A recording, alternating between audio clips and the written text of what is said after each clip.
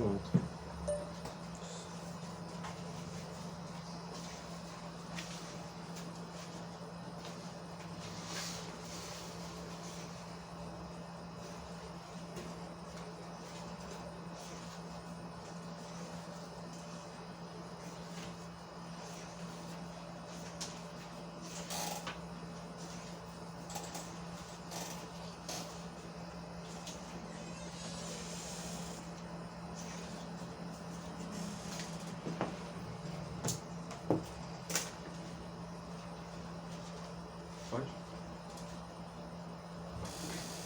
Então, boa noite, pessoal da turma de Teologia Sistemática 1. Nós estamos aqui para a gravação da nossa videoaula sobre um ponto que a gente adiou um pouco, que foi exatamente aquele sob o tópico os decretos de Deus em geral. Em Berkhof, que é o nosso livro-texto, a página é a 95, começa na 95, é a edição nova. A minha edição, que é uma edição mais antiga, para quem a tem, o assunto começa na página 101. Mas vocês que têm a edição nova, começa na página 95. E da página 95, a gente vai caminhar até a página 117, começando a tratar sobre os decretos divinos em geral. Depois a gente entra na doutrina da predestinação. Então, esse é um assunto que tem despertado muitos debates, muitas controvérsias também. Tendo sido a primeira grande controvérsia, aquela que se deu entre Santo Agostinho, o autor de As Confissões, e um monge britânico chamado Pelágio. As igrejas históricas tratam, até porque elas não têm como passar por cima, como ignorar, elas não têm como ser indiferentes a esse assunto, mas elas ressignificam, por assim dizer, os termos. O termo predestinação, para vocês terem ideia, na verdade a expressão decretos de Deus, assim como predestinação, eleição e soberania de Deus, vem sendo discutidas há muitos anos, não apenas depois da Reforma, inclusive antes da Reforma Protestante se discutia sobre esses assuntos. O primeiro grande debate a que eu já fiz referência foi aquele entre Santo Agostinho e Pelágio, que foi um monge britânico, como eu falei também. E a grande discussão começou porque Agostinho escreveu nas suas confissões mais ou menos assim: o Senhor ordena o que tu queres e dá que eu faça. Quer dizer, Agostinho colocou como se dependesse de Deus tanto o que ele viria a fazer, como a própria ação dele. Me dá a graça para... Quando Pelágio ouviu isso, ele ficou um tanto descontente, até perturbado, eu diria, porque ele não podia aceitar, uma vez que ele entendia que a queda do homem não havia sido tão decisiva ao ponto de afetá-lo, como Agostinho entendia que a queda havia afetado o homem. Assim ele se opôs, porque ele acreditava que o homem mantinha o seu livre-arbítrio, a sua capacidade de escolher, inclusive de escolher a Deus. E isso gerou um debate muito intenso entre esses dois personagens da história da igreja. Agora, esse não foi o único embate que houve. Houve um embate parecido durante a Reforma Protestante entre Martinho Lutero e Erasmo de Roterdã. Erasmo de Roterdã era um humanista, era um erudito, um grande intelectual.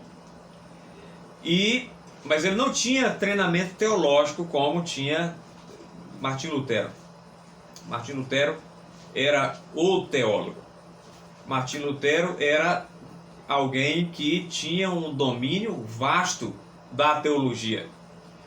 E, no princípio, Erasmo de Roterdã parecia concordar com a doutrina da soberania de Deus, dos decretos divinos, da predestinação, da eleição. Pelo menos ele parecia concordar com a reforma em termos gerais. Mas ele não estava muito interessado nesses assuntos teológicos mais profundos, esses sobre os quais Martim Lutero tratava, alguns dos quais Calvino também já estava tratando. E algumas pessoas pediam, exigiam da parte dele uma resposta. Ele relutava porque, como eu disse, não era a praia dele, não era aquilo com que ele estava acostumado a debater. Mas de tanto ser cobrado, ele aceitou o desafio e escreveu algo contra o livro, o clássico de Martim Lutero, A Escravidão da Vontade. Quando ele fez isso, Martim Lutero foi muito contundente e incisivo. E a melhor coisa que Lutero pôde dizer sobre Erasmo de Roterdã é que ele tinha entendido, que pelo menos ele tinha entendido que o assunto sobre o qual eles estavam debatendo era muito importante. É claro que Erasmo de Roterdã não pôde fazer frente a Martim Lutero quanto a esse debate, quanto a essa discussão, mas aquela foi, historicamente, um dos debates clássicos que houve sobre o assunto. Depois houve outro, no século XVII, entre os seguidores de João Calvino, isso se deu na Holanda, entre os seguidores de João Calvino e os seguidores de um teólogo holandês que havia sido aluno, estudante do calvinismo, chamado Jacó Arminio. Jacó Arminio, que se pensou em alguma medida sobre as doutrinas da graça, sobre a soberania de Deus na salvação, e ele, por assim dizer, elaborou os assim chamados 5 pontos do arminianismo. Quer dizer, ele elaborou os 5 pontos que enfatizavam o esforço humano quanto à salvação, o que mais tarde veio a ser chamado de arminianismo. E os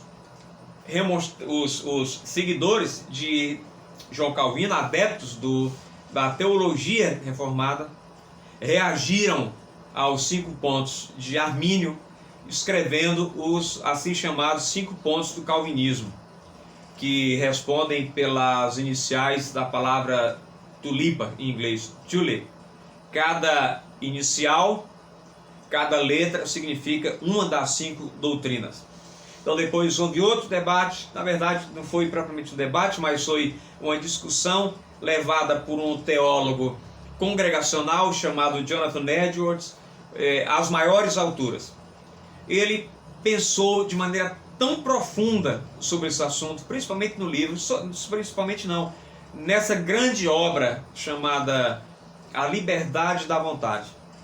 Observe que se Martim Lutero escreveu A Escravidão da Vontade, Jonathan Edwards escreveu um título que dá a entender o contrário. Martim Lutero, A Escravidão da Vontade. Jonathan Edwards, a Liberdade da Vontade. Mas a conclusão a que eles chegavam, a que eles conduziam os seus leitores, era a mesma. A de que é Deus que salva. Mas nessa obra, Jonathan Edwards fez algo que até então ninguém tinha feito, que foi exatamente definir a vontade. Ele diz que a vontade é livre, mas a vontade escolhe o que a vontade escolhe aquilo que a sua mente o leva a escolher. Então, isso tudo está relacionado aquilo sobre o que trata Berkhoff aqui na sua teologia sistemática a partir da página 95. Estou enfatizando a página porque na minha edição, que tem uma paginação diferente, Começa na página 101, para eu vi pelo menos uma cópia entre vocês igual a minha. Então, isso apenas para mostrar isso que eu falei agora há pouco, para mostrar o quanto esse debate tem sido intenso, o quanto há controvérsias e o quanto também há incompreensões. Se pensa que a doutrina dos decretos de Deus ou da predestinação foi inventada por João Calvino. Muito ao contrário, Calvino não inventou absolutamente nada. E isso não foi algo seguido e ensinado apenas por aqueles que o seguiram, que aderiram à sua teologia. Basta você ver, para comprovar isso, o próprio Santo Agostinho, aqui eu já fiz referência. Santo Agostinho, em termos da sua soteriologia, em termos da sua visão da soberania de Deus, ele pensava exatamente como o apóstolo Paulo. Ele pensava assim como, em grande parte, Tomás de Aquino pensou também. Assim como outros, o próprio Santo Anselmo, antes dele e contemporâneo de Tomás de Aquino. Ele então tinha uma soteriologia que foi exatamente aquela abraçada pelos reformadores, em sua grande maioria. Agora, o problema é que ele tinha uma eclesiologia que era extremamente deficiente, e que foi a eclesiologia que começou com São Cipriano, que viveu um pouco antes de Santo Agostinho, e que foi desenvolvido na igreja até ela consubstanciar-se como romana. Ela não era mais uma igreja que era simplesmente apostólica ou católica.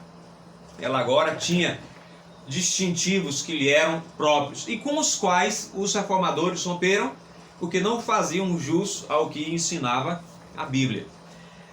Então, o próprio Tomás de Aquino tinha uma compreensão, assim como teve Agostinho, depois Calvino, sobre a predestinação. A questão não é se há ou não, todos concordam em que haja, até porque não se pode evitar o termo bíblico. A questão é a seguinte: como é que se vai definir a predestinação? Ela é absoluta? Ela é condicional? Então, basicamente, se pensa em termos de predestinação sobre a questão, sobre sendo ela absoluta ou condicional. Eu tenho um livro aqui, por exemplo, de um reformador italiano chamado Jerome Zanchias, pelo menos em português seria Jerônimo Zanchio. Ele tratou nesse livreto, eu vou chamar de... Bom, não é propriamente um livreto, mas nessa obra, nesse tratado, ele tratou sobre a doutrina da predestinação como sendo algo absoluto. Vejam, eu trato sobre esse assunto com cuidado para não gerar polêmica. Alguém pode ter uma visão diferente, e aqui eu não quero convencer a ninguém. Eu estou passando, na verdade eu já tinha pulado esse assunto. Eu estou voltando porque eu fui perguntado se não iria tratar sobre essa questão. Eu não posso deixar de tratar sobre isso, ainda que de maneira geral, que é o que eu vou fazer, e sobretudo a partir de Berkhof, que é o livro, texto de teologia, que já vem sendo usado no nosso seminário há bastante anos, há muitos anos, na verdade. Então, aqui, a partir da página 95, a gente tem o título principal, As Obras de Deus, e esse subtópico, Os Decretos Divinos em Geral.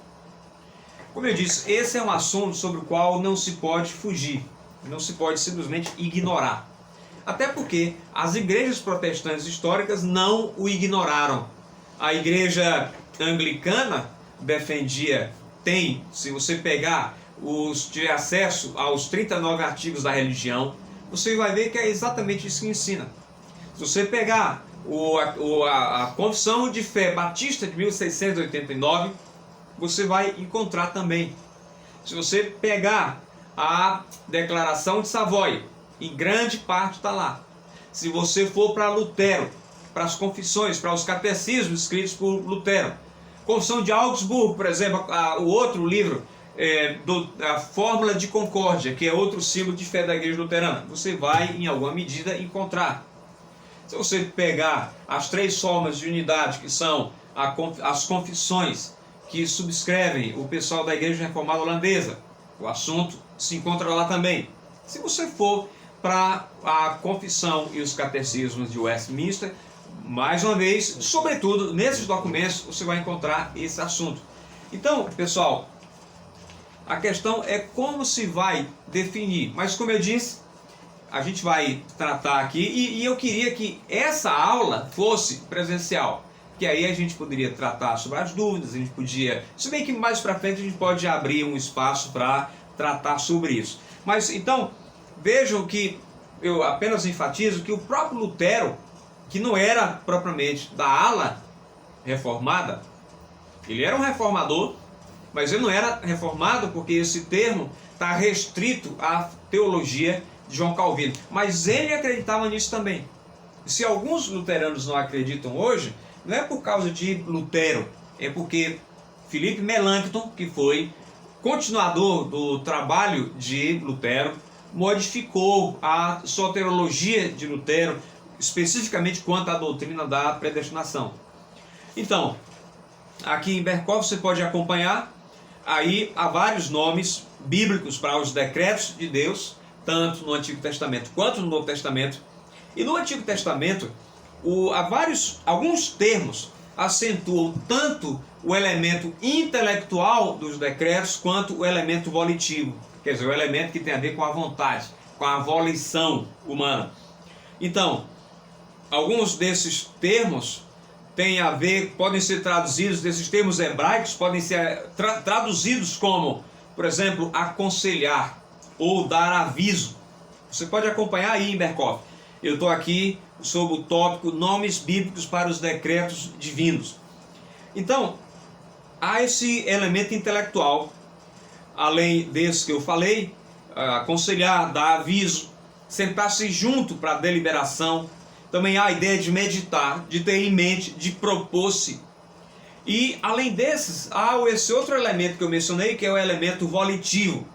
Tem a ver com a vontade, que significa inclinação, ou vontade, ou beneplácito. Além de outro termo que é traduzido normalmente por agradar-se, por deleitar-se, e que pode denotar também deleite, ou beneplácito, ou vontade soberana. Então, alguns tendem a pensar que foi o apóstolo Paulo que inventou esse ensino. O ensino está no Antigo Testamento. E esses termos todos indicam isso. No Novo Testamento, mais especificamente, 2 palavras devem chamar nossa atenção. A palavra bule e a palavra phelema, 2 termos gregos. O primeiro deles designa o decreto em geral, indicando também o fato de que o propósito de Deus se baseia no conselho e deliberação. Agora, o outro termo, que é um tanto geral, é phelema, que quando aplicada ao conselho de Deus, dá para assim dizer ênfase ao elemento volitivo e não ao elemento deliberativo. Então, esses 2 termos são traduzidos por vontade ou por querer. E ainda, pessoal, esse termo é o que é usado em Efésios 1:11. Quando se fala sobre o termo eudokia, o que é que significa? Esse termo significa mais particularmente a liberdade do propósito de Deus e o prazer de que vem acompanhada, embora nem sempre essa ideia está presente. Mateus 11:26, Lucas 2:14, Efésios 1:5-9. Em outras palavras, aqui Berkhof diz, são empregadas mais especificamente para designar aquela parte do decreto divino que pertence, num sentido muito especial, às criaturas morais de Deus e que é conhecida como predestinação. E esses termos a gente vai ver mais para frente, não apenas aqui em Berkhof. Há tanto material sobre isso, livros que seguem nessa direção de Berkhof. Na verdade, isso aqui esse é o trabalho exegético que Berkhoff fez e que qualquer um pode fazer, porque os termos bíblicos são os mesmos. Você pode chegar a essas conclusões, outros já chegaram a essas conclusões. Então, sobre a natureza dos decretos, acompanhando Berkhoff ainda, a gente pode definir a expressão, o termo decreto de Deus, como os teólogos de Westminster definiram, dizendo que o decreto de Deus é o seu eterno propósito, segundo o conselho da sua vontade, pelo qual, para a sua própria glória, ele predestinou tudo o que acontece. Então, nessa conexão, pessoal, é muito importante isso que Berkhoff diz, e outros vão ecoar. Alguns deles disseram isso e outros posteriores vão ecoar essa mesma verdade, dizendo que o decreto divino é somente um. Então não são vários decretos que devem ser, é um único decreto que abrange todas as coisas. Então, veja, Berkhoff diz: não existe, pois, uma série de decretos de Deus, mas somente um plano compreensivo que abrange tudo o que se passa. Contudo, ele diz, a nossa compreensão limitada força-nos a fazer distinções e isso explica o que se passa. Contudo, a nossa compreensão limitada força-nos a fazer distinções. Isto explica porque muitas vezes falamos os decretos de Deus no plural.